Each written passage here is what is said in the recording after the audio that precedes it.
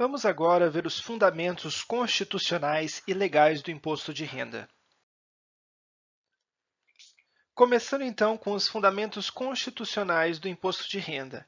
Ele está previsto aqui no artigo 153 da Constituição, que diz: compete à União instituir impostos sobre, inciso 3, renda e proventos de qualquer natureza.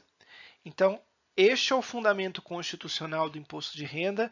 É aqui que a Constituição fixa a competência tributária para o imposto de renda. Lembrando que competência tributária, então, é uma competência de legislar sobre um determinado tributo. Essa competência aqui, nos termos do parágrafo 2º deste artigo, deve ser informada pela generalidade, universalidade e progressividade, temas que falamos no vídeo anterior. Agora vamos ver os fundamentos legais do imposto de renda, como ele está tratado no CTN. Então, aqui o CTN diz no artigo 43, o imposto de competência da União sobre a renda e proventos de qualquer natureza tem como fato gerador a aquisição da disponibilidade econômica e jurídica da renda, assim entendido como produto do capital, do trabalho ou da combinação dos dois, né? E de proventos de qualquer natureza, assim entendidos como os acréscimos patrimoniais não compreendidos no inciso anterior. Então, relembrando o que nós falamos no outro vídeo, renda e provento envolvem acréscimo patrimonial. A renda é um produto do capital e do trabalho, e o acréscimo patrimonial, que não é produto nem do trabalho nem do capital, é o que a lei chama de provento. Olha só que interessante, aqui a lei fala de disponibilidade jurídica e econômica. O que isso significa? Isso aqui significa duas coisas diferentes.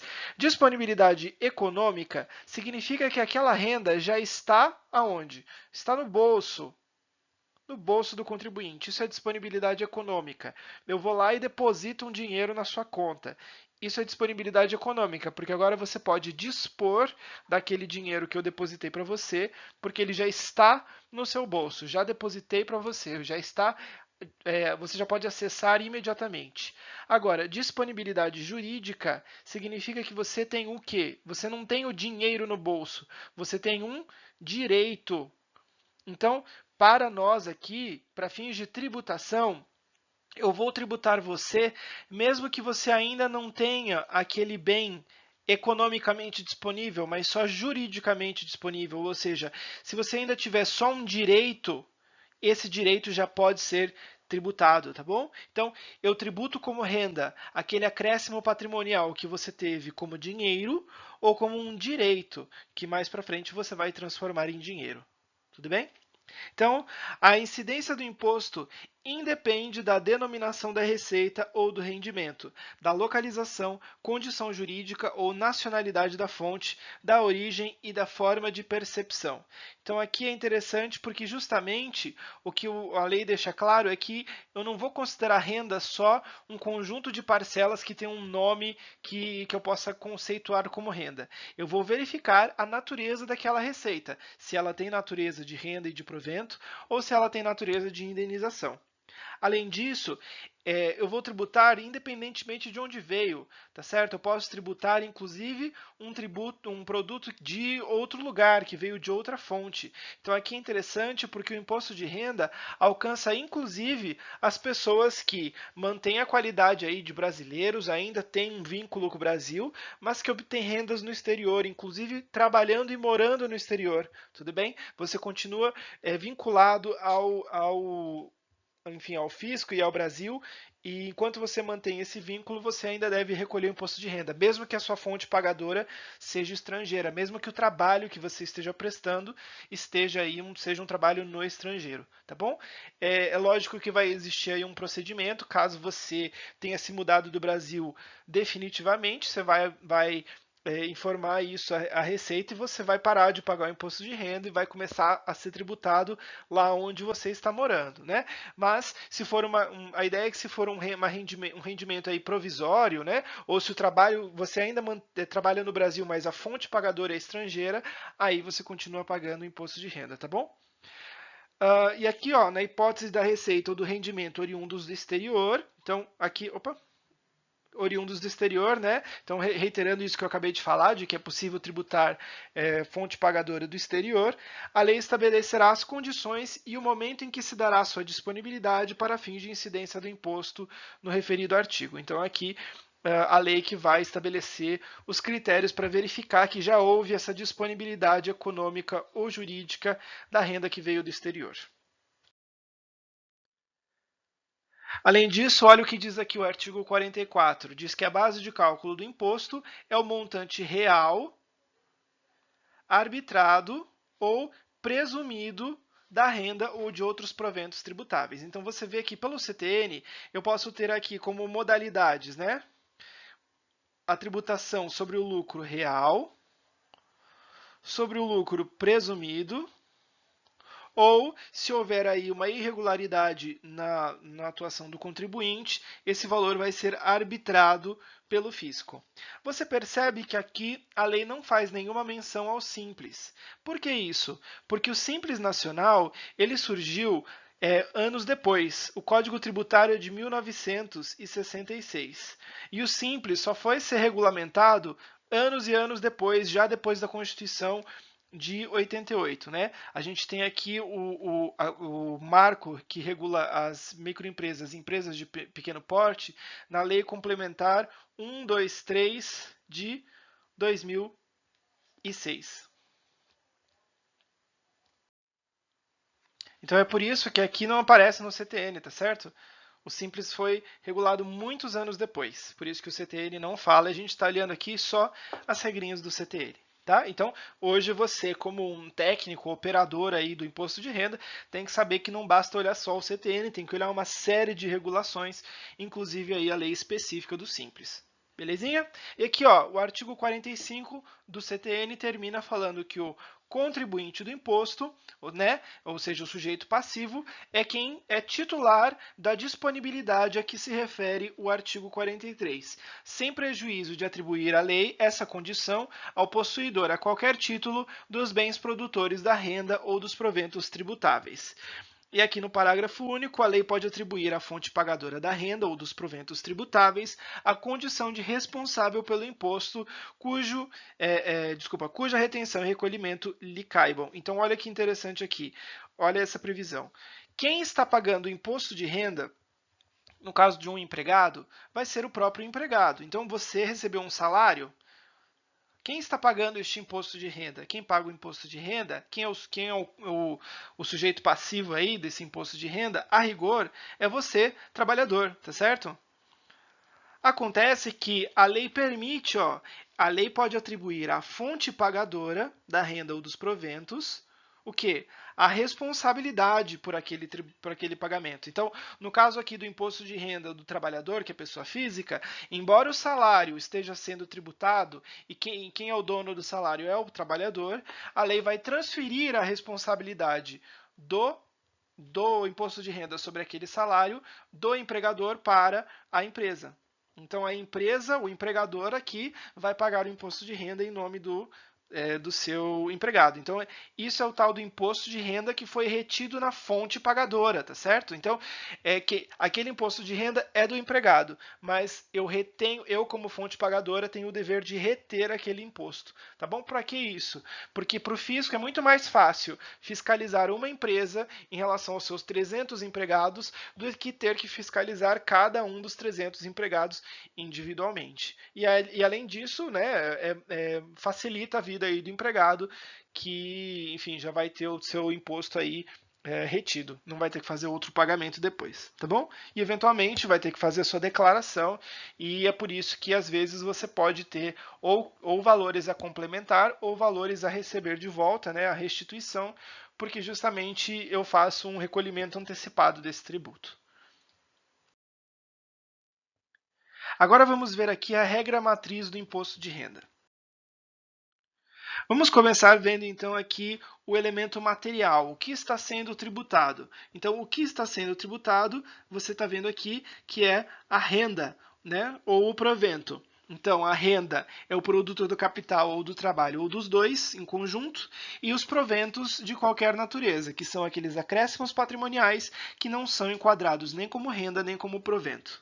Tá bom? Aqui eu coloquei uma observação. É importante diferenciar a disponibilidade jurídica, que é o direito sobre o provento, da disponibilidade econômica, que é o efetivo recebimento, é o dinheiro no bolso. Tá? E aqui, ó, no caso do imposto de renda da pessoa física, considera-se a disponibilidade econômica, e para imposto de renda da pessoa jurídica, existem casos que se considera também a disponibilidade jurídica, tá bom? E aqui você vai entrar nesse assunto na matéria específica de impostos federais. Tudo bem? E aqui, olha, só para a gente encerrar essa parte do elemento material, tem uma regrinha interessante que é chamada de pecunia non olet. Pecúnia vem do latim, que significa dinheiro, e non olet significa não cheira. Então, seria, traduzindo essa frase, dinheiro não cheira. O que isso significa? Olha só, o imposto de renda vai incidir sobre, ainda que o provento em questão tenha origem ilícita. Então, olha só, imagina que eu falo para você o seguinte, eu tive uma renda, só que essa renda eu tive a partir de um exercício de uma atividade ilícita. Eu vim de um produto que não podia, né? Eu vim de um produto aí, um contrabando, ou um produto que não tinha sido declarado, né? Um descaminho, uma coisa assim. E eu tive uma renda. Esta renda, mesmo que tenha decorrido de uma operação ilícita, ela vai ser tributada. Então eu preciso pagar imposto de renda, mesmo que a minha atividade original tenha sido ilícita. E veja que faz sentido que seja assim. Imagina que eu falo que, por exemplo, olha, só o empregado que trabalha em condições de irregularidade tem que pagar imposto de renda. A pessoa que já está praticando uma atividade ilícita, né, ilegal, não precisa pagar imposto de renda. É lógico que precisa, tá bom? Então, para o fisco aqui, o dinheiro não fede. Não importa a origem do dinheiro. O que importa é, houve renda, tem que ser tributada, independente de ser uma renda ilícita. Então aí você vai ter duas irregularidades. A pessoa que praticou o ilícito, né? E depois porque não fez o recolhimento do imposto de renda, porque deveria ter recolhido, tá bom? Essa expressão pecunia non olet vem de uma historinha aí que se conta, uma tradição aí de se contar essa história, que é de um imperador romano chamado Vespasiano, que resolveu estabelecer um tributo, né, sobre os banheiros públicos. Então, quando a pessoa ia lá usar o banheiro público, que tinha que pagar uma taxinha ali para poder usar. E aí o filho do Vespasiano veio falar assim: meu pai, o que é isso? Tributando o banheiro público, né? Como assim esse dinheiro que vem do banheiro público, dinheiro sujo de banheiro, né? E aí o pai disse que ele pegou uma moeda, cheirou a moeda e falou assim: pecunia non olet, dinheiro não fede. Então não interessa de onde veio, se veio do banheiro público que você cobrou, dinheiro é dinheiro. Essa é a ideia, tá bom? Então fica aí essa historinha aí, super emocionante para o seu aprendizado, tudo bem? Então vamos lá. Elemento temporal. Quando que eu considero o tributo devido, né? Esse aqui, esse imposto é o que a gente chama de fato gerador periódico. Lembra que eu falei disso no caso do ITR? É a mesma coisa. Eu vou tributar uma vez a cada ano, tá certo? Então, eu vou tributar em um ano as rendas que você obteve ao longo do ano anterior. E, né? Então, 2018, 2019, 2020. Então, no imposto de renda de 2019 aqui, eu estou cobrando as rendas que você teve em 2018. Em 2020, eu vou cobrar em relação às rendas que você teve em 2019, tá bom? E a gente chama esse fato de complexo porque ele possui diversos eventos aqui. Então, são vários momentos do ano que você tem renda. Então, eu vou juntar todos esses momentos e vou cobrar no ano seguinte, tá bom? Lógico que, às vezes, o fisco vai antecipar o recolhimento de uma ou de algumas dessas parcelas. E é por isso que você vai depois fazer a tal da declaração retificadora, né? Porque o fisco vai ver aquilo que ele já pagou, que você já pagou, então tá ok, e eventualmente aquilo que você pagou a mais ou aquilo que ficou faltando. E aí você vai ter que pagar o complemento ou receber uma restituição, tá bom? Então, esse fato gerador ele é periódico porque a cada ano eu vou cobrar as rendas do ano anterior que não foram pagas já antecipadamente.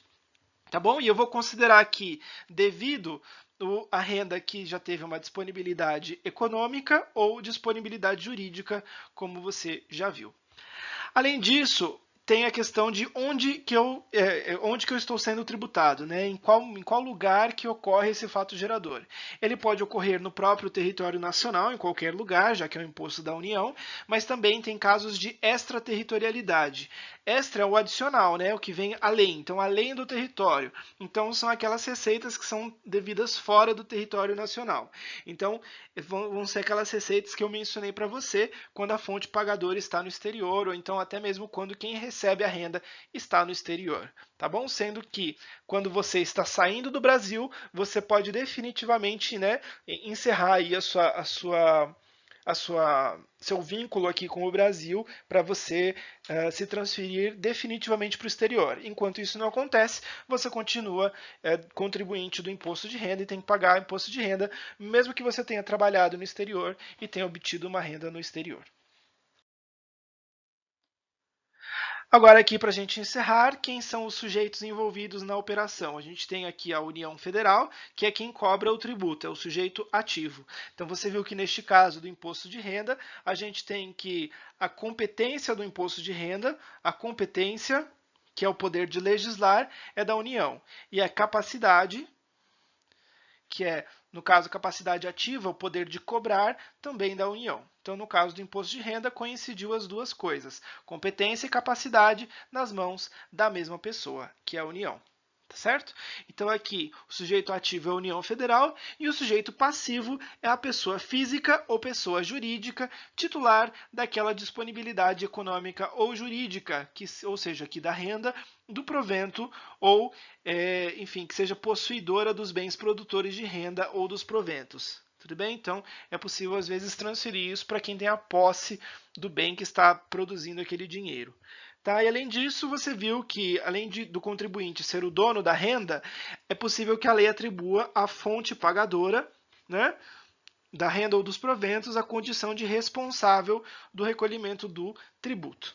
A base de cálculo, já mostrei para você que existem dois grandes regimes aí, né, duas grandes modalidades, a da pessoa jurídica e da pessoa física.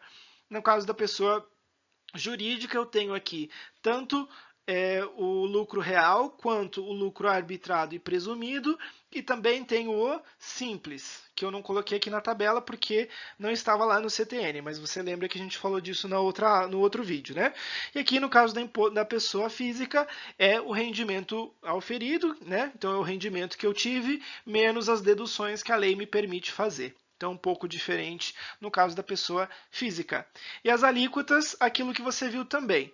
Ela vai ser progressiva, de acordo com aquela tabelinha, no caso da pessoa física, e no imposto de renda da pessoa jurídica, eu tenho uma alíquota de 15% e um adicional de 10% para renda que supera o valor dos R$ 20.000 mensais. Então é isso, este é o imposto de renda, um imposto bastante interessante, bastante desafiador e que dá bastante trabalho na prática, né? Mas é um imposto muito importante porque justamente envolve grandes quantidades de dinheiro, tanto para os contribuintes quanto para o fisco. Tá bom? É isso. Muito obrigado pela sua atenção. Qualquer dúvida, qualquer sugestão, qualquer comentário, você pode deixar aqui no vídeo, ou então pode me mandar um e-mail, né? E sendo isso que a gente tinha para falar, a gente acabou de encerrar os impostos federais e a partir do próximo vídeo, das próximas aulas, vamos falar dos impostos estaduais. É isso, muito obrigado e até o próximo vídeo.